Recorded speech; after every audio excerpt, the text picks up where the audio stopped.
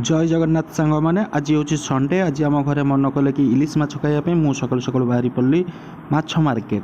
तो इलिश मार्केट रे मिलूँ मार्केट रू इलिश माछ किणिकी नेबी आ घरे आज खुआइबी। बर्तमान मुझे आसिक मार्केट उपर पहुँची गली।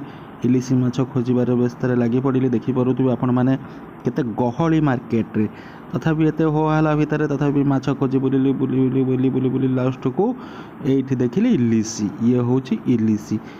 इलिशी केजिका इलिशी तो विभिन्न टाइप तार रेट रोचे तथापि ये सब केजिका देखिपे ये हूँ सब 1200-1300 ये हिसाब से यार सब रेट। तथापि देखिकी मन कली सब तो किनी पारिबिनी तथापि 6 किलो खंडे नबार थिला। एते लोक भी सब थिले समस्ते नेबे बोली पूरा प्रबल गहली आ भिड़ थिला। जेहेतु इलिशी माछ आपण माने तो जानिथिबे इलिशी माछर चाहिदा केते तार डिमांड भी कौन थाए। आ ए सब भितर मो माछ सेठी किनिली। किणाकिणी कर सारिकी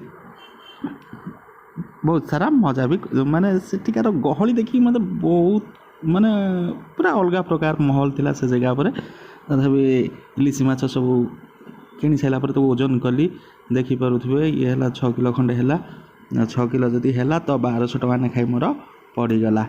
तो जहाँ भी है ओजन कली सांगे नेली इलिशी जोड़ खाइली घर लोकं खुआइली। आपण मानक जदि भिडियोटी भल लगी आपण मैंने इलिशी देखिए संगे संगे सब्सक्राइब करने संगे लाइक करनी। जय जगन्नाथ। पुणी देखा नेक्स्ट वीडियो रे आपण मानक संगे। जय जगन्नाथ। नमस्कार।